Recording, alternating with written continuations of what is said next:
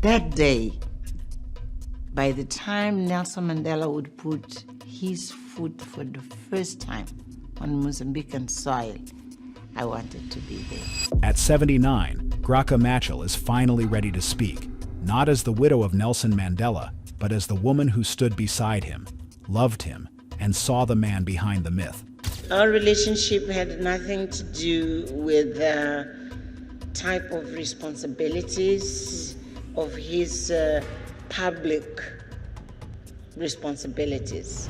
For years, she remained respectfully silent, allowing the world to honor Mandela's towering legacy. But now, in her own voice, Graca is gently lifting the curtain on their private life, offering reflections that are as personal as they are profound. We realized that both of us had deep sense of loss without having much an opportunity to openly share it with other people. Their romance shocked many. A former First Lady of Mozambique marrying South Africa's beloved elder statesman, 27 years her senior. If you are not educated, you can't be a leader.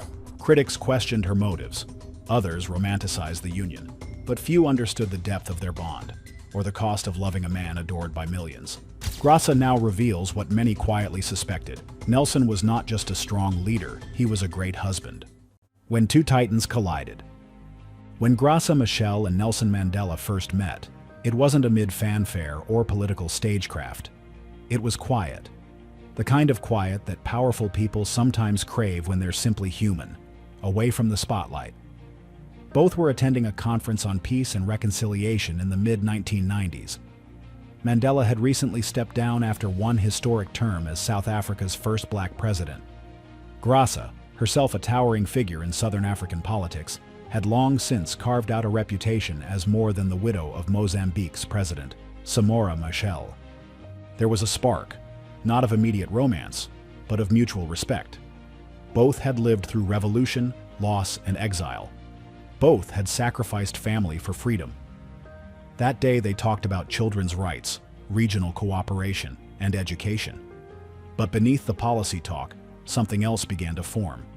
A connection built not on politics, but on shared pain and quiet understanding. Their relationship grew steadily, far from public view. They exchanged letters. They met for quiet dinners. Slowly, admiration blossomed into affection. And then, something deeper. To outsiders, the news of their courtship came as a surprise, even a shock. Mandela was nearly 80. Graca was 27 years younger, a widow, and a public figure in her own right. The age gap invited public curiosity and tabloid speculation. Critics whispered behind the scenes. Was this real love? Was it too soon after Mandela's separation from Winnie Madikizela Mandela? What did Graca stand to gain? But the two paid no mind. For Mandela, Graca brought stability, intelligence, and emotional support in the years when he had finally come home. Not just from prison, but from the exhausting demands of global heroism. For Graca, Mandela was a partner who respected her as an equal, never seeking to overshadow her own legacy. In 1998, on Mandela's 80th birthday, he proposed. They married in a quiet, intimate ceremony, witnessed by a handful of family members and close friends. The media frenzy followed, but by then, the couple had already built a foundation rooted in something stronger than public approval. She never tried to change him, said a family friend. She only tried to understand him, and in return, he let her in. Graca would later describe Mandela's sense of humor as boyish, even mischievous. "We laughed a lot," she said in an interview. Not just the big, rehearsed laugh he gave to cameras. The silly one, the private one, that only came out at home. It was the side of Mandela the world rarely saw, playful, gentle, even fragile at times. The age difference, which once drew raised eyebrows, eventually became irrelevant. "We met in life at a time we were both settled," Graca later said.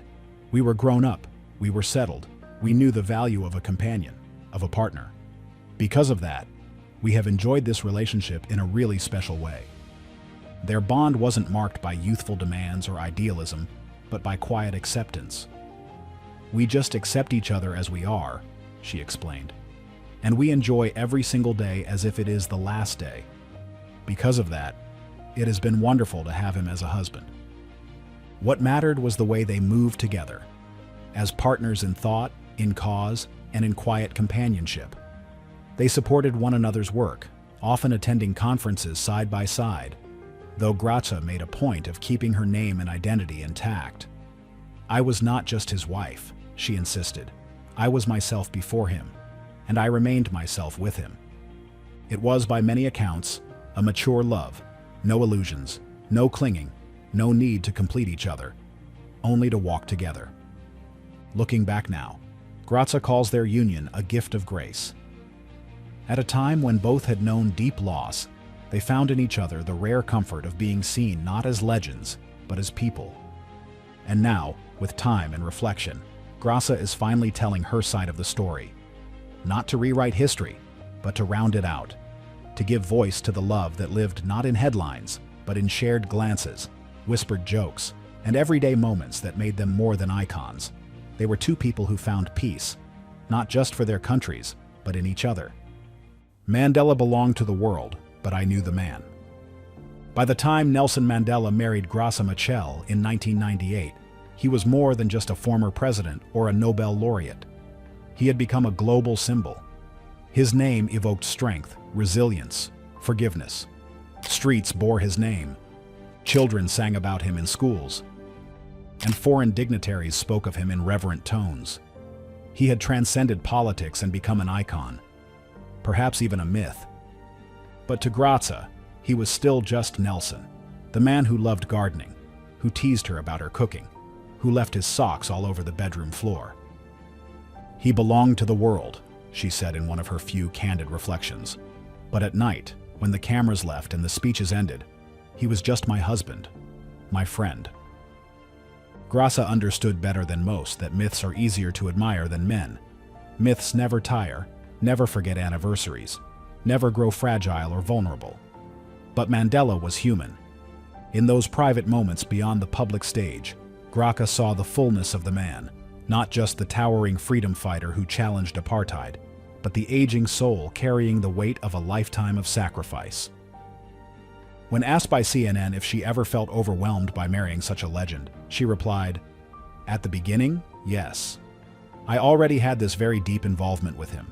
There was a sort of conflict between the man I loved and the myth, particularly because people were saying things, and I couldn't figure out how the two would go together.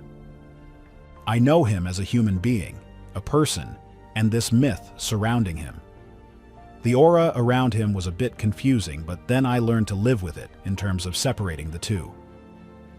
Through her eyes, we see that behind the myth was a real man, imperfect, tender, and deeply loved. The world praised his forgiveness, the way he invited former enemies to dinner, the way he walked out of prison after 27 years and called for peace. But Graca had seen the cost of that forgiveness, the nights he couldn't sleep, the flash of pain that crossed his face when he spoke about comrades who died behind bars, the quiet moments when he questioned whether his decision to serve only one term as president had truly set South Africa on the right course. He didn't regret stepping down, she said, but he worried whether he had left enough time to fix what was broken. Even in old age, Mandela remained fiercely principled, but he was also human. He could be impatient, stubborn. He clung to routines and resisted help. When his hearing began to fade, he waved off his aides, insisting he was fine. Graca would smile, gently nudging him to use the hearing aids he kept forgetting to wear. She saw the man who wrote her love letters in neat cursive, who insisted on walking unassisted even when his legs grew weak, who asked to hear the news read aloud every morning because he feared missing something. These details, mundane, endearing, deeply human, were not part of the myth, but they were part of the man. And perhaps more than anyone, Graca understood the danger of mythologizing someone too much. When Mandela passed away in December 2013, the world mourned.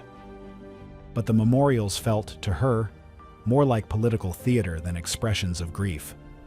Presidents flew in, security details swarmed the streets, and the service turned into a competition of who could honor Mandela most eloquently. Graca stood dignified beside his casket, listening to people speak of the man they claimed to know, some of whom had never shared a meal with him, never sat with him in silence, never seen his face light up at the sound of jazz on the radio.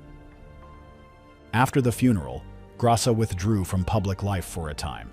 She needed space, not just to grieve, but to recalibrate. For years, she had been Mandela's companion, caregiver, and confidant. But in the global imagination, she had also been relegated to supporting actress in the Mandela biopic. Now, she wanted to tell her own story and to correct the one-sided version of his. Nelson wasn't perfect, she said in a later interview. He was good, yes, deeply good, but he struggled like anyone else, with his temper, with guilt over time lost with his children, with the burden of always having to be better than everyone else. In separating the myth from the man, Graca wasn't tearing him down. She was setting him free, allowing the world to see Mandela not as a saint, but as a person who chose goodness in spite of deep wounds. A man who still bore the scars of prison, who flinched at sudden loud noises, who cried quietly when he visited Robben Island one last time. And in doing so, she also reclaimed her own voice. She was no longer just the widow of Mandela, the dignified First Lady at his side. She was a witness, a partner, a truth-teller. Graca's reflections are not a takedown, they are an invitation to see greatness not in perfection, but in humanity.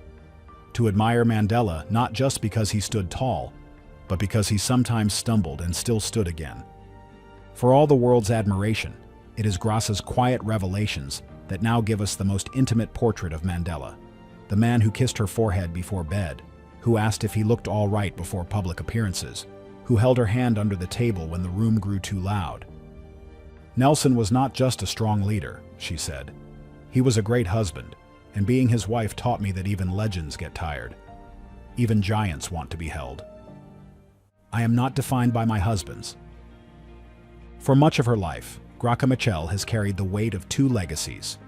First as the widow of Mozambican revolutionary leader Samora Machel, and later as the wife of Nelson Mandela. In the eyes of the world, she has often been defined by the men she loved. But Graca has always resisted that narrative. Her life, she insists, is her own. I have loved great men, she once said, but I am not made great by loving them. I have my own story. Indeed, Graca Machel's story begins long before her high-profile marriages. Born in 1945 in rural Mozambique, she was the youngest of 6 children in a modest family. Orphaned as a child and raised in a Catholic mission, she grew up acutely aware of the inequalities surrounding her. That awareness would later fuel her path as a revolutionary, educator, and activist. She earned a scholarship to study in Lisbon, Portugal, a rare opportunity for a young black woman from colonial Africa. While abroad, she became involved in student resistance movements and grew increasingly disillusioned with Portugal's colonial rule over her homeland. When she returned to Mozambique, she joined Frelimo, the Mozambican Liberation Front, and quickly rose through the ranks. By her early 30s, Graca was Mozambique's Minister of Education and Culture, making her the first woman in independent Africa to hold such a position. She focused on literacy campaigns, rural education, and increasing school access for girls. Her work reshaped the nation's approach to education, earning her international respect, long before she ever met Mandela. Her marriage to Samora Machel, Mozambique's first president, was a union of ideals and shared vision. But his sudden death in a mysterious 1986 plane crash left her a young widow with 2 children, and a country in mourning. Instead of retreating, she deepened her global advocacy. Graca worked with the United Nations and chaired numerous initiatives aimed at protecting children in war-torn regions. Her groundbreaking 1996 report, Impact of Armed Conflict on Children, remains a touchstone for humanitarian efforts around the globe. So when she eventually married Nelson Mandela in 1998, on his 80th birthday, she was already a seasoned stateswoman and activist with a global profile. Their marriage brought together 2 towering figures of post-colonial Africa, but Graca was determined not to be consumed by Mandela's larger-than-life shadow. In fact, She continued her own work while supporting Mandela's legacy. She became Chancellor of the University of Cape Town, co-founded the Elders, an independent group of global leaders working for peace and human rights, and led multiple foundations focusing on education, healthcare, and women's empowerment. She once said, "It is the meaning of what my life has been since a youth, to try to fight for the dignity and the freedom of my own people." She was knighted by the British monarchy and received countless honorary degrees, not as Mandela's wife, but as Graca Machel. And yet, the media often framed her achievements in the context of her husband's. They would write the only woman to serve as First Lady of 2 countries. They would write, or Mandela's last great love. Though factually true, the phrasing grated. It placed her identity in relation to the men she buried. Now, more than a decade after Mandela's passing, Graca continues to assert her independence. She speaks candidly about love, legacy, and the danger of being romanticized into irrelevance. "Women are not just vessels for greatness," she once said during a keynote speech in Kigali. "We are makers of history, too." She remains deeply involved in her philanthropic work, focusing on gender equality, maternal health, and youth empowerment across Africa. Through the Graca Machel Trust, she champions African women entrepreneurs, fights child marriage, and builds networks of female leadership across the continent. In private, friends say she enjoys gardening, poetry, and time with her grandchildren. Publicly, she remains elegant, soft-spoken, but unwavering. She's a firm believer in African solutions for African problems, and she has no time for symbolic politics. When asked if she still feels the world only sees her as Mandela's widow, she smiles and says, "Let them. I know who I am." And that, perhaps, is Graca's quiet revolution, the ability to hold space for history's giants while still standing on her own feet. To love deeply, lose painfully, and continue building something meaningful, not out of grief or obligation, but out of passion and purpose. Graca Machel's life is not just a footnote in the biographies of 2 famous men. It is a sweeping story of resilience, vision, and dignity, one that, finally, she is telling in her own words. Graca's message to the world: beyond the myths. In the twilight of her public life, Graca Machel is not interested in rewriting history, but in correcting its tone. As tributes to Nelson Mandela grow more reverent with each passing year, she worries that the myth of the man is slowly eclipsing the man himself. And with that, the dangerous idea that change is reserved for mythical heroes, not ordinary people. Nelson was not just a strong leader, she recently told a packed hall in Johannesburg. He was a great husband. He was flawed, funny, tender. He had doubts. He changed his mind. He grew. That's what made him great. Not that he was born a saint, but that he worked toward becoming better every day. This is the message Graca wants the world to remember. Not a bronze Mandela standing stoic in the sun, not a perfect revolutionary etched into textbooks, but a man who wrestled with his ego, learned to say, "I'm sorry," and spent the last years of his life striving to heal what politics had broken. To her, that version of Mandela, the husband who asked how her day went, who cried over family letters, who sometimes needed help remembering names, is more powerful than the legend. In sharing her story now, Graca is engaging in a different kind of activism.